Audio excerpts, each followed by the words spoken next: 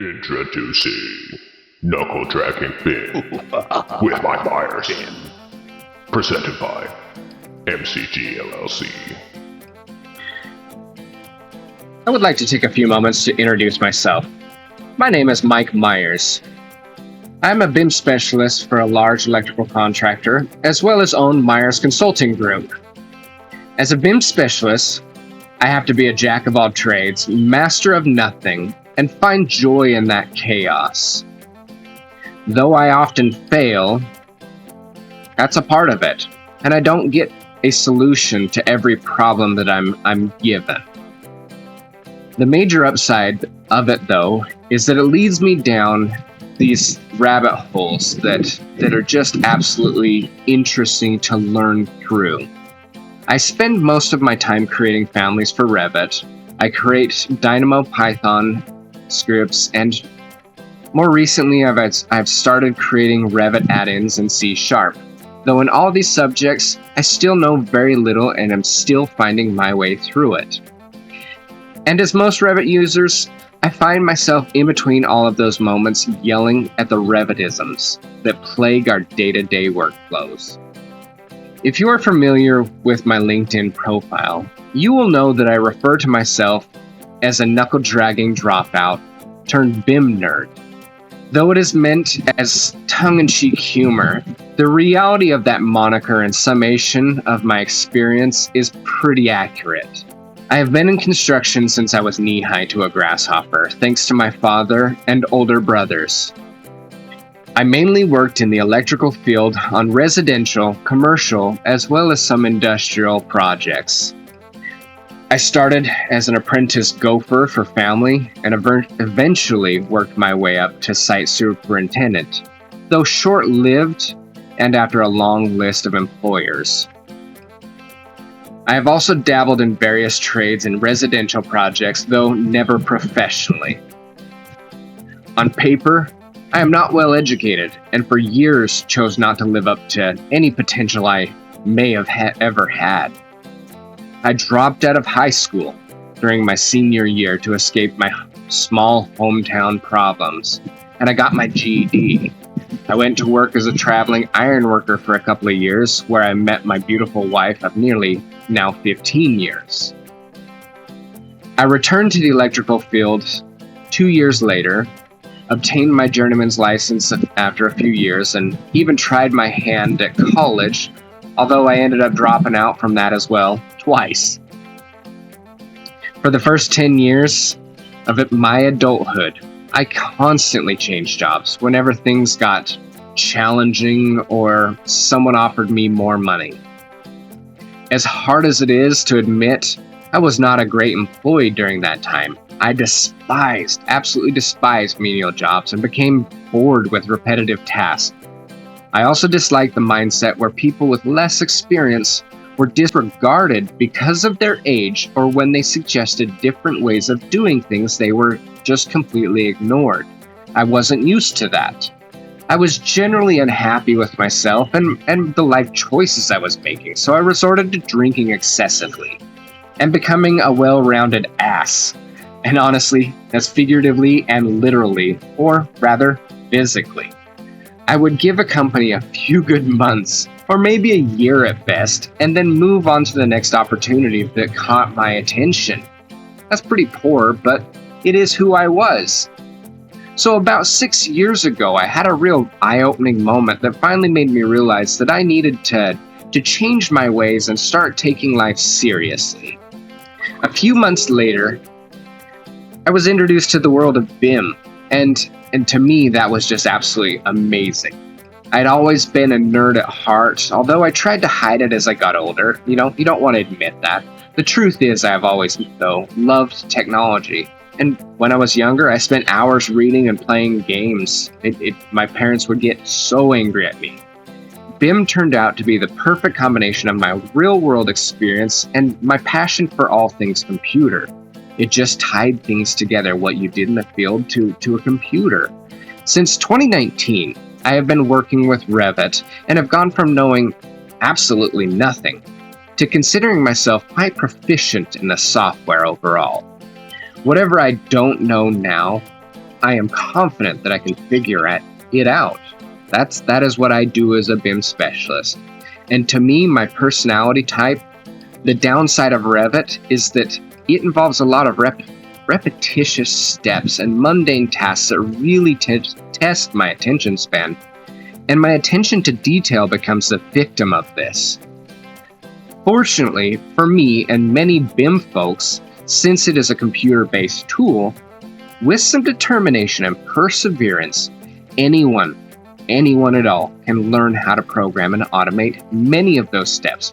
Look at me and the failures that I'm admitting to, but I'm doing things like this. I'm constantly learning how to create better families when elements don't function or schedule the way I want them to or need them to. And that has been a very rocky learning path. It has not been easy. I've failed constantly along the way, but it's been fun. Now, initially, my families, they were complicated, and I wanted to have them geometrically match what they were. You had every hardware piece showing, nut, bolt, square washer, whatever it was. And that showed geometrically true, but the data side of it wasn't so good because my proficiency with the tool wasn't there, but I was trying to handle something complex. And it wound up where these things started breaking and not holding together, especially between upgrades in years.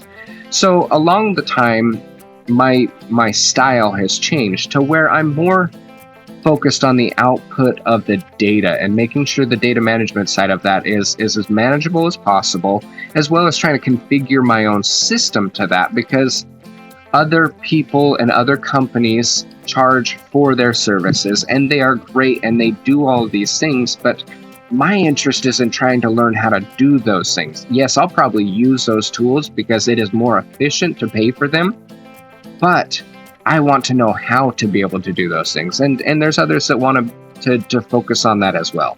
Now, back on the families, I'm trying to get them to be a more simplistic form with a manageable database that is not as difficult to work with. And I don't want it to be something that becomes harder for my job, and I struggle with that. There's a perfect balance there that I'm missing. And it is something I have to constantly weigh at today's knowledge and today's experience. So every once in a while, you have to come back into that cycle and readdress what you've previously done. You become vested in that family when you're generating it, and you get rigid to it. Because you made it and spent 4 to 5 hours doing this, you don't want to get rid of that once the time comes that you know it's wrong. So now that you can, I try to step back and readdress that and come with an open mind of, okay, I did this with my knowledge of yesterday, but I can improve it upon the knowledge of today. And so it's never a finished cycle, and it's a constant struggle to get to. So these videos are for that. That brings us to the channel and the video series and why I'm wanting to do this. I wanted to try something new for myself and learn a new skill through video editing and recording, while trying to bring something different to other individuals to the table and share what I've learned about Revit families, Dynamo, Python, and some C#. I'm not an expert in any way, shape, or form with any of these things, but through my trials and my struggles, I'd like to try and inspire someone else who's stuck in that same situation, trying to achieve something outside their comfort zone. And just the same as many others have done exactly for me through their write-ups and their videos and messages across different platforms online and different forums that I've interacted with individuals. Because of their knowledge and willingness to share how they do things, I've been able to become better in my position in a few short. Let me reiterate that. I just really flubbed. In a few short years, I have been able to go from absolutely no knowledge of a program to where I can program within that in a language that I never understood even 6 months ago, and I'm making steps in it. Yeah, I use a lot of LLMs or chat GTPs for help in the logic of it, but I also have physical books that I refer to on the subject, and as well as interact with other individuals to gain knowledge from them and to feel out how to handle this scenario. And that is a very valuable skill that even if everything I say isn't worthwhile here, maybe there's an excerpt in here that's going to spark and inspire someone to create something else the same as it's done for me. I've been able to go from clicking and generating sheets to clicking a button and generating those sheets with the context that I'm wanting it to do, and make buttons do other things, right? And I was a dropout. I was a pile of crap in life. But I'm making progress, meaning that anybody else in the world can do it.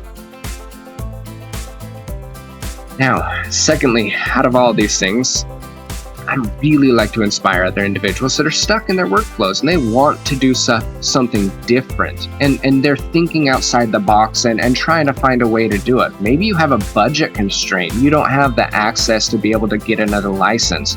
Or maybe you're bored and you want to move into a different career path and you're trying to find a way to speed up your modeling techniques so you're ahead of the pack. It doesn't matter what the reason is. I want to try and help spark and inspire someone to be able to get towards that.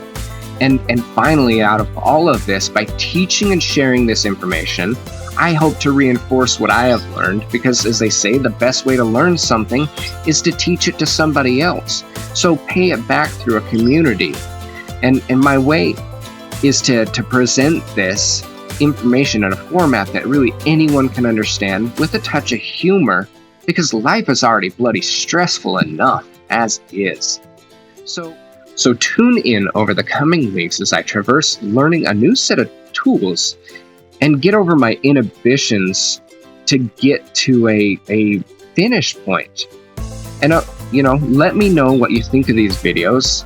Let me know if you have any suggestions for topics that you want to discuss or have me go through. Otherwise, over the next few weeks, I'm going to be putting out some videos regarding some topics that touch close to home for me as an electrical BIM specialist, so they may not relate to you and your job, but hopefully some of the methods or the steps of my workflow to get to a solution might be able to help shake out something for you. So thank you so very much for watching, and until next time on Knuckle Dragging BIM with Mike Meyers.